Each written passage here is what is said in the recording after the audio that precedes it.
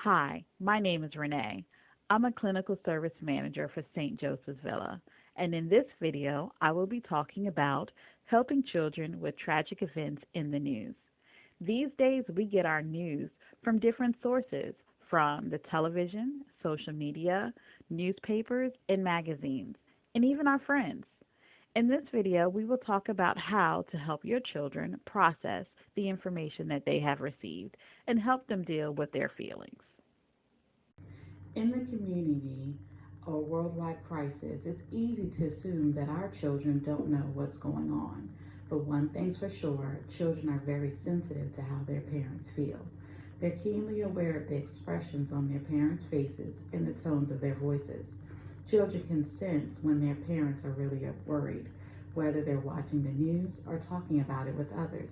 No matter what, children know about a crisis. It's especially scary for children to realize that their parents are scared. The way that the news is presented on television can be quite confusing for a child. The same video segment may be shown over and over through the day, as if each showing was a different event. Someone who has died turns up alive and then dies again and again. Children become very anxious since they don't understand what the videotape replays, close ups, and camera angles. Any televised danger seems close to home to them because the tragic scenes are taking place on the TV set in their own living room.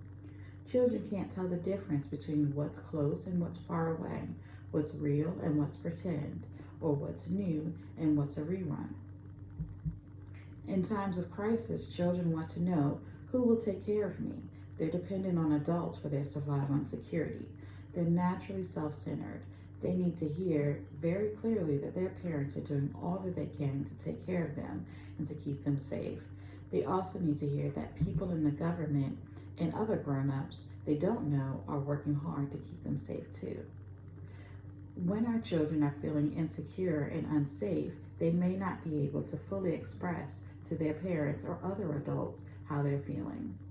Sometimes adolescents and teens can become verbally aggressive and physically aggressive. They might withdraw and want to be alone. They may find unhealthy ways to cope with their feelings, such as lack of hygiene or self harming, or they may use other items such as drugs or alcohol to kind of cope.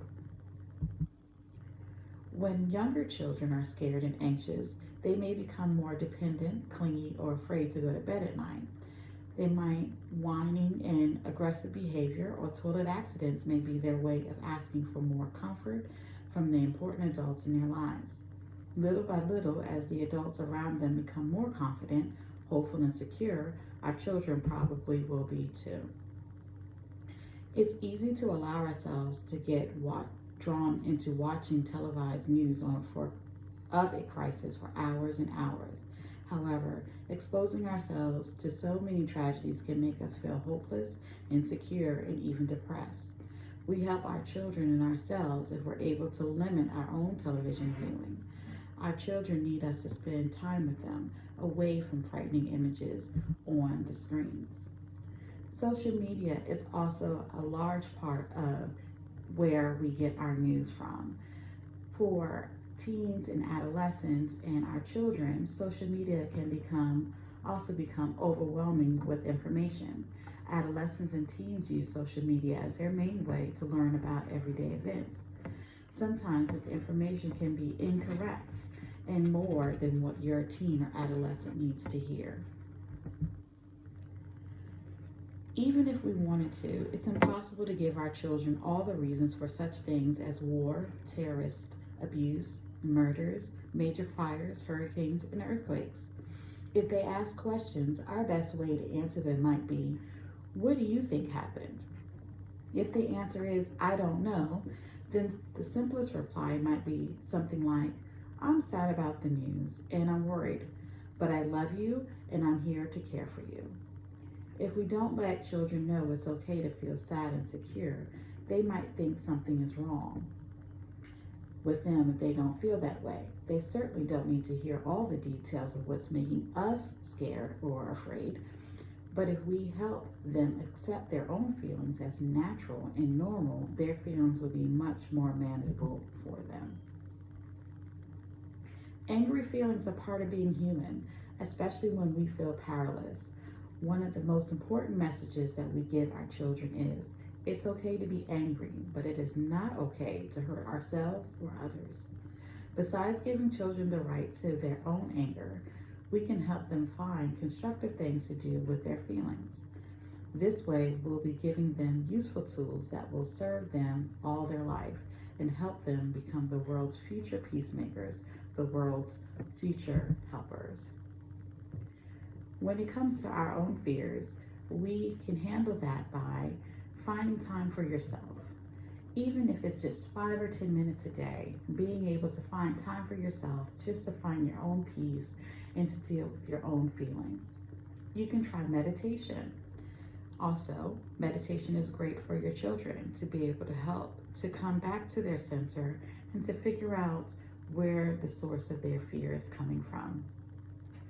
You can always find a friend, family member, or professional to talk to about your fears if they're becoming overwhelming for yourself. And find small ways in which you can control your situation. Sometimes the news can make us feel as if we are powerless and we have no control over what's going on around us. But finding small things that we can control within our own home helps us to feel more secure. Some helpful hints. Do your best to keep the television off, or at least limit how much your child sees on the news and event. This also includes social media. Try to keep yourself calm. Your presence can help your child feel more secure. Give your child extra comfort and physical affection, like hugs or snuggling up together with a favorite book. Physical comfort goes a long way towards providing inner security.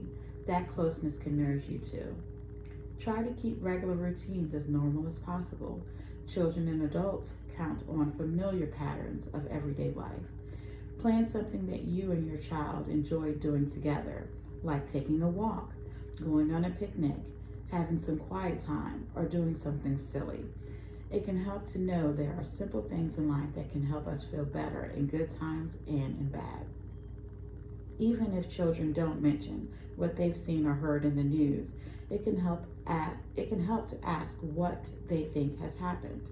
If parents don't bring up the subject, children can be left with their misinterpretations.